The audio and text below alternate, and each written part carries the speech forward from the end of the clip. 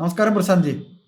ലോകരാഷ്ട്രങ്ങൾ അവരുടെയൊക്കെ പ്രതിരോധ സംവിധാനം ഊർജിതപ്പെടുത്തുമ്പോൾ നമ്മുടെ മഹാരാജ്യം ഇന്ത്യ അവരുടെ പ്രതിരോധ സംവിധാനവും ഊർജിതമാക്കുന്നു. അതാണല്ലോ ഓപ്പറേഷൻ കുശ. എന്താണ് ഓപ്പറേഷൻ കുശയുടെ പ്രത്യേകത? അതൊന്ന് വിശദീകരിക്കാമോ? ഇന്ത്യ ഇപ്പൊ എല്ലാം തദ്ദേശീയമായിട്ട് വികസിപ്പിച്ചെടുക്കുന്ന കാര്യത്തിലാണല്ലോ, രീതിയിലേക്കാണ്. അതെ, അല്ലെങ്കിൽ രീതിയിലേക്ക് താല്പര്യം കൂടുതൽ എടുക്കുന്നത്. അതെ, അപ്പൊ അതിനകത്ത് വിമാനം ഉൾപ്പെടെ ഉള്ളത് making India, made in India. അപ്പം അതെ, ആ രീതിയിലേക്ക് കാര്യങ്ങൾ പോവുകയാണ്. അപ്പൊ ഇതിനകത്ത് ഇപ്പം ലോകത്തെ പ്രതിരോധ സംവിധാനം, സിന്ധുവിന് ശേഷം ഇന്ത്യയുടെ പ്രതിരോധ സംവിധാനത്തെ പറ്റി വലിയ ചർച്ചയാണ്. അപ്പൊ ആ പ്രതിരോധ സംവിധാനത്തിനകത്ത് നമ്മുടെ S-400 അല്ലെങ്കിൽ ഏറ്റവും വലിയ പ്രതിരോധ സംവിധാനം എന്ന് പറഞ്ഞാൽ അയൺ ഡോം ആണെന്ന് പറഞ്ഞുകൊണ്ടാണല്ലോ നമ്മൾ ഇരുന്നിരുന്നത്. നമ്മളൊക്കെ ആശ്ചര്യത്തോടു കൂടി അന്ന് ഇതിന്റെ ഒരു പ്രവർത്തന ശൈലി തന്നെ കേട്ടിട്ടുണ്ട്. കാരണം ഇസ്രായേലും അമേരിക്കയും കൂടെ നിർമ്മിച്ചെടുത്ത മിസൈലുകൾ വരുന്നു, അയൺ ഡോം ഡിക്റ്റേറ്റ് ചെയ്യുന്നു, അതിനെ നശിപ്പിച്ചു കളയുന്നു. അപ്പൊ അതൊക്കെ നമ്മൾ ഈ ഓസ്ട്രേലിയയുടെ ഇത്രയും വലിയ പ്രതിരോധ സംവിധാനം എന്നൊക്കെ പറയുമ്പോൾ നമ്മളുടെ ഒക്കെ രാജ്യത്തിന് ചുറ്റും ഇത്തരത്തിൽ പ്രതിരോധ സംവിധാനം ഒക്കെ ഉണ്ടെന്ന് നമ്മൾ അറിയുന്നത് ഒരു പക്ഷേ സിന്ധൂരിന് ശേഷമാണ്. അല്ലെങ്കിൽ ഇത്രയും അല്ലെങ്കിൽ 7 ലെയർ സംവിധാനം ഉണ്ട്, അല്ല 7 ലെയർ ആണ്, അത് നമുക്കത് വ്യക്തത വരുത്തിയിട്ടൊന്നുമില്ല, അത് രാജ്യത്തിന്റെ സുരക്ഷയുടെ ഭാഗം. അപ്പൊ അയൺ ഡോം അല്ലെങ്കിൽ X-400 റഷ്യയുടേത്, അല്ലെ താഡ് സംവിധാനം, ഇത്തരത്തിലുള്ള സംവിധാനങ്ങളെ പറ്റി അത് ലോകത്തിലെ ഏറ്റവും വലിയ സംവിധാനമാണ്, അതാണ് പ്രതിരോധ സംവിധാനം, അതിനെ അതിജീവിക്കാനൊന്നും കഴിയത്തില്ലെന്ന് പറഞ്ഞപ്പോൾ റഷ്യ S-400-നെ മറികടന്നു. അപ്പൊ ഈ ബാക്കി അയൺ ഡോം സംവിധാനത്തിനെ മറികടന്ന് ഈ പറയുന്ന ടെററിസ്റ്റ് ഗ്രൂപ്പുകളുടെ വല്ല മിസൈലുകളും ഡ്രോണുകളും ഒക്കെ പോയിട്ടുണ്ട്. പക്ഷെ നമ്മുടെ പ്രതിരോധ സംവിധാനത്തെ മറികടക്കാൻ പറ്റിയില്ല. അതിനകത്ത് S-400-ന് വലിയ പങ്കുണ്ടെന്ന് പറയുമ്പോൾ അതിന്റെ കൂടെ ചില സാങ്കേതിക വിദ്യകൾ നമ്മൾ കൂടി ആഡ് ചെയ്ത് ഒരു സുദർശന ചക്ര എന്ന് പറയുന്ന പ്രതിരോധ സംവിധാനത്തിലേക്ക് കൊണ്ടുപോയി എന്നാണ് പറയാൻ സാധിക്കുന്നത്. പക്ഷെ നമ്മൾ തദ്ദേശീയമായിട്ട് വികസിപ്പിച്ചെടുത്ത ഏറ്റവും വലിയ ആന്റി ഡ്രോൺ പ്രതിരോധ സംവിധാനം D4 ഇപ്പൊ ലോകത്ത് മൊത്തം ചർച്ചയല്ലേ, അല്ലെങ്കിൽ ലോകം മൊത്തം ആവശ്യപ്പെട്ടിരിക്കുകയല്ലേ. കാരണം റഷ്യയിലും നമ്മൾ മുമ്പേ പറഞ്ഞതുപോലെ ഇസ്രായേലിലും ലോകത്തുടനീളം, അല്ലെങ്കിൽ ഈ പറയുന്ന അർമേനിയയിലും മറ്റിടത്ത് എല്ലായിടത്തും ലോകത്തുടനീളം ഇപ്പം ചെലവ് കുറവായതുകൊണ്ട് ഉപയോഗിക്കുന്ന ഡ്രോണുകളാണ്. ഡ്രോണുകൾ ഉപയോഗിച്ച് ആക്രമണം നടത്തുന്നത്. റഷ്യ മൊത്തം ഈ യുക്രൈൻ കടന്നു കയറിയിട്ടുള്ള ആക്രമിച്ചിട്ടുള്ളതും ഡ്രോണുകൾ ഉപയോഗിച്ച്, അല്ലാത്തതെല്ലാം അവർ തടുത്തിട്ടുണ്ട്. മിസൈലുകൾ ഉപയോഗിച്ചിട്ടുള്ള എല്ലാവരും തടുത്തിട്ടുണ്ട്. അപ്പം ഡ്രോണുകളെ ഡിറ്റക്ട് ചെയ്യാൻ പറ്റുന്നില്ല. അവിടെ S-400 വെച്ചോണ്ടിരിക്കുക. S-400 മറികടന്ന ഡ്രോൺ പോകുന്നത്, താഡ് സംവിധാനത്തെ മറികടന്ന ഡ്രോൺ ഇസ്രായേലിൽ പോകുന്നത്, അല്ലെങ്കിൽ അയൺ ഡോം സംവിധാനത്തെ മറികടന്ന പോകുന്നത്. അപ്പം അവിടെ ഡ്രോണുകൾ വില്ലന്മാരാകുമ്പോൾ, ഡിക്റ്റേറ്റ് ചെയ്യാൻ പറ്റാത്തപ്പോൾ, നശിപ്പിക്കാൻ പറ്റാത്തപ്പോൾ, ജാം ചെയ്യാൻ പറ്റാത്തപ്പോൾ നമ്മുടെ D4 സംവിധാനം, ഞാൻ ഈ പറഞ്ഞു വന്നത്, അത് വലിയ 1000-ഓളം ഡ്രോണുകൾ വന്നപ്പോൾ ഇവിടെ ഒരു ഡ്രോണും വീഴാൻ പറ്റിയില്ല. അപ്പൊ അതോടുകൂടി ഡ്രോണുകളെ പ്രതിരോധിക്കാൻ ഇന്ത്യ തദ്ദേശീയമായിട്ട് വികസിപ്പിച്ചെടുത്ത D4 സംവിധാനം, അല്ലെങ്കിൽ ആകാശ് മിസൈലുകൾ, മറ്റു പല കാര്യങ്ങൾ, അതാണ് ഞാൻ പറഞ്ഞത് തദ്ദേശീയമായിട്ട്, അതിന്റെ കൂടാണ് ഇപ്പൊ നമ്മുടെ ഏറ്റവും വലിയ പ്രതിരോധ സംവിധാനമായിട്ടുള്ള പുതിയ സംവിധാനം, ഒരുപക്ഷെ കുശ, പ്രോജക്ട് കുശ അതിന്റെ ഏതാണ്ട് അവസാന ഘട്ടത്തിൽ, അല്ലെങ്കിൽ അത് ശരിയായിരിക്കുന്നു, അല്ലെങ്കിൽ അത്തരത്തിൽ നിലവിൽ വന്നിരിക്കുന്നു എന്നുള്ള രീതിയിലേക്കാണ് കാര്യങ്ങൾ.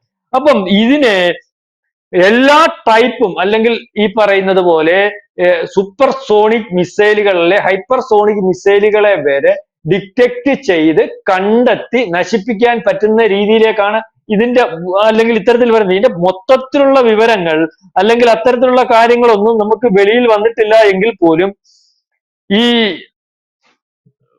ഏതാണ്ട് 3 ഇന്റർസ്പെക്ടർ, അല്ലെങ്കിൽ 3 തരത്തിലുള്ള വിധത്തിലുള്ള സർഫസ് ടു എയർ സിസ്റ്റം, അതായത് 150 കിലോമീറ്റർ, 250 കിലോമീറ്റർ, 350 കിലോമീറ്റർ, അതായത് 350 കിലോമീറ്റർ മുമ്പ് അല്ലെങ്കിൽ ദൂരപരിധിയിലുള്ള ഒരു മിസൈലിനെ ഡിറ്റക്ട് ചെയ്ത് അല്ലെങ്കിൽ അതിനെ ലൊക്കേറ്റ് ചെയ്ത് നശിപ്പിച്ച് കളയുന്നതിന് വേണ്ടിയുള്ള ക്യാരി ശേഷി ഇതിനുണ്ട്.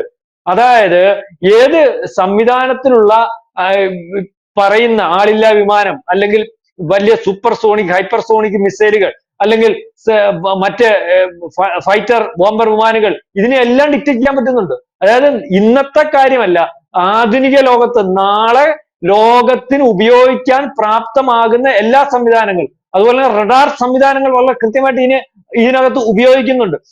അതായത് ഒരു മിസൈൽ തൊടുക്കാൻ തീരുമാനിക്കുമ്പോ തൊട്ട് നമ്മൾക്ക് ഒരു പക്ഷേ അത് തിരിച്ചറിയാനുള്ള സംവിധാനം, അല്ലെങ്കിൽ അത്തരത്തിലേക്ക് ഉള്ള ഒരു പ്രതിരോധ സംവിധാനമാണ് ഇതും ഈ പറയുന്നത് പോലെ S-400, അല്ലെങ്കിൽ ഡെവലപ്പ് ചെയ്യാൻ വേണ്ടിയിരിക്കുന്ന S-500-ഉം അയൺ ഡോം സംവിധാനവും താഡ് സംവിധാനത്തിനെയൊക്കെ മറികടക്കുന്ന രീതിയിലേക്ക് പോകും എന്ന് ഒക്കെ പറയേണ്ടി വരും. അതായത് ഇത്തരത്തിൽ ഒരു 2022 ഒരുപക്ഷെ നമ്മൾ ഇത് നിർമ്മിക്കുന്നതിന് വേണ്ടി അല്ലെങ്കിൽ തീരുമാനമെടുത്ത് കൊടുത്തത് ഏതാണ്ട് 21,000 കോടി രൂപയോളം ചെലവ് വരുന്നുണ്ട്. 2025 അതായത് ഇപ്പോൾ തന്നെ ഈ കൊല്ലം തന്നെ ഈ പറയുന്നത് പോലെ ഈ പറയുന്ന പ്രതിരോധ സംവിധാനം നമ്മൾക്ക് ക്രമപ്പെടുത്തി അല്ലെങ്കിൽ ഉപയോഗപ്പെടുത്താൻ പറ്റുന്ന രീതിയിലേക്കാണ് കാര്യങ്ങൾ. അപ്പം ഇതും കൂടെ വന്നു കഴിയുമ്പോഴത്തേന് ലോകത്ത് ഒരു രാജ്യത്തിനും നമ്മളെ അത്ര കണ്ട് അങ്ങനെ എളുപ്പത്തിൽ കയറി ആക്രമിക്കാനൊന്നും സാധ്യമാകുന്ന ഒരു അവസ്ഥയില്ല. കാരണം നമ്മളുടെ പ്രതിരോധ സംവിധാനങ്ങൾ വലിയ വലിപ്പത്തിൽ ആണെന്ന് നമ്മൾ തെളിയിച്ചു കഴിഞ്ഞു.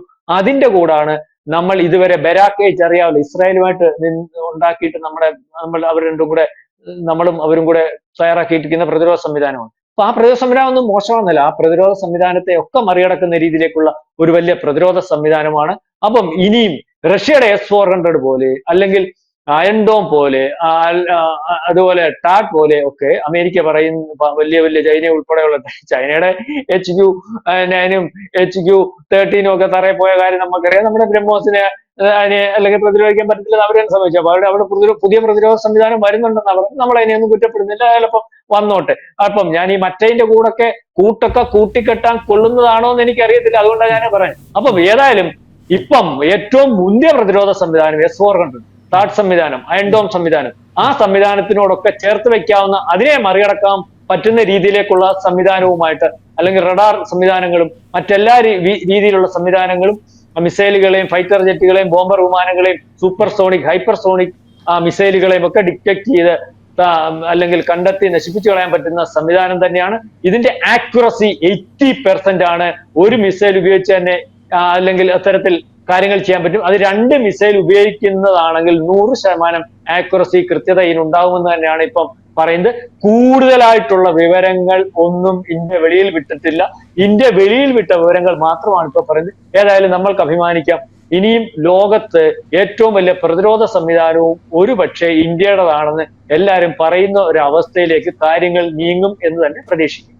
ഉള്ള പ്രതിരോധ സംവിധാനത്തിന് ഒപ്പം നിൽക്കുന്ന രീതിയിൽ നമ്മുടെ രാജ്യം പ്രോജക്ട് കുശ വികസിപ്പിച്ചെടുക്കുമ്പോൾ നമ്മൾ പ്രതിരോധ രംഗത്ത് നിലവിൽ ഓപ്പറേഷൻ സിന്ദൂർ കഴിഞ്ഞിരിക്കുന്ന ഈ ഒരു അവസ്ഥയിൽ നമ്മൾ ഒരു പടി കൂടെ മുന്നിലേക്ക് തന്നെയാണ് നിൽക്കുന്നത്. മറ്റ് ലോകരാഷ്ട്രങ്ങൾ, അതായത് ഇസ്രയേല്, അമേരിക്ക, റഷ്യ, ഉക്രൈൻ തുടങ്ങിയ മറ്റ് ലോകരാഷ്ട്രങ്ങളുടെ മിസൈൽ സംവിധാനങ്ങൾക്ക്, പ്രതിരോധ സംവിധാനങ്ങൾക്ക് അതിനൊക്കെ തന്നെ ഒപ്പം കിടപിടിക്കുന്ന രീതിയിൽ നമ്മുടെ രാജ്യം ഉയർന്നിരിക്കുന്നു എന്ന് തന്നെ പറയാം അല്ലെ, ഈ പ്രോജക്ട് കുശയുടെ വികസനത്തോടെ. അതെ അയ്യപ്പദാസ് പറഞ്ഞതുപോലെ നമ്മുടെ ഈ പ്രതിരോധ സംവിധാനങ്ങൾ ഇല്ലെന്നുള്ളതല്ല, നമ്മുടെ പ്രതിരോധ സംവിധാനം സിന്ദൂറിന് ശേഷം ലോകം ചർച്ച ചെയ്തുകൊണ്ടിരിക്കുകയാണ്. അപ്പൊ നമ്മുടെ തദ്ദേശീയമായിട്ടുള്ളത് ആന്റി ഡ്രോൺ സംവിധാനം D4. അപ്പൊ ഇതുപോലുള്ള ഒരു പ്രതിരോധ സംവിധാനം നമ്മൾക്കില്ലായിരുന്നു. നമ്മുടെ സുദർശന ചക്ര സ്വന്തമെന്ന് പറയാൻ സ്വന്തമായിട്ട് തദ്ദേശീയമായിട്ടുള്ള സാധനം ഇതുവരെ ഉണ്ടായിരുന്നത് D4 അല്ലെങ്കിൽ ആകാശ് മിസൈലും ഒക്കെയാണ്. പക്ഷെ ഇത്രയും വലിയ ടാഡ് പോലെയും അല്ലെങ്കിൽ അയൺ ഡോം പോലെയും S-400 പോലെയുമുള്ള ഒരു വലിയ പ്രതിരോധ സംവിധാനം സ്വന്തമായിട്ട് നമ്മളുടെ തന്നെ സാങ്കേതിക വിദ്യ ഉപയോഗിച്ച് നമ്മുടെ രാജ്യം മാത്രമായിട്ട് വികസിപ്പിച്ചെടുക്കുന്നത് ഈ പ്രോജക്ട് കുശയാണ്. അപ്പൊ ആ കാര്യത്തിൽ അതിനകത്തും ഇനി ആരുടെയും കെയർ ഓഫ് വേണ്ട.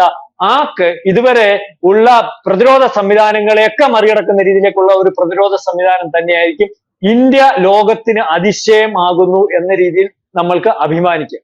പ്രതിരോധ സംവിധാനങ്ങളിൽ അമേരിക്ക പോലെ, ഇസ്രയേൽ പോലെ, ഉക്രൈൻ പോലെ, റഷ്യ പോലെ, അതായത് അയൺ ഡോം പോലുള്ള സംവിധാനങ്ങൾ മറ്റ് രാജ്യങ്ങൾ അവരുടെ പ്രതിരോധ രംഗത്ത് പരീക്ഷിക്കുമ്പോൾ ഇന്ത്യ മഹാരാജ്യം ഓപ്പറേഷൻ കുശ ഉപയോഗിക്കുമ്പോൾ അത് ഏറ്റവും നല്ല ഒരു അഭിമാനമായി നമ്മുടെ രാജ്യത്തിന് തീർക്കാൻ കഴിയും. അതായത് അയൺ ഡോം പോലെയുള്ള അയൺ ഡോം പോലെയുള്ള പ്രതിരോധ സംവിധാനം അമേരിക്ക ഉപയോഗിക്കുമ്പോൾ, ഇസ്രയേൽ മറ്റ് സംവിധാനങ്ങൾ ഉപയോഗിക്കുമ്പോൾ ഇത് ലോകരാജ്യങ്ങൾക്കിടയിൽ നമ്മുടെ പ്രതിരോധ സംവിധാനത്തിന്റെ മികവിന് കൂടുതൽ പെരുമ നൽകും എന്ന് തന്നെ നമുക്ക് കരുതാം. അതെ നമുക്ക് ഉപയോഗിക്കാം, അതുപോലെ തന്നെ ആവശ്യക്കാർക്ക് കൊടുക്കുകയും ചെയ്യാം. കൂടുതൽ വാർത്തകളും വിശേഷങ്ങളും നിങ്ങളിലേക്ക് എത്താൻ ABC മലയാളം സബ്സ്ക്രൈബ് ചെയ്യുക, ബെൽ ബട്ടണും അമർത്തുക.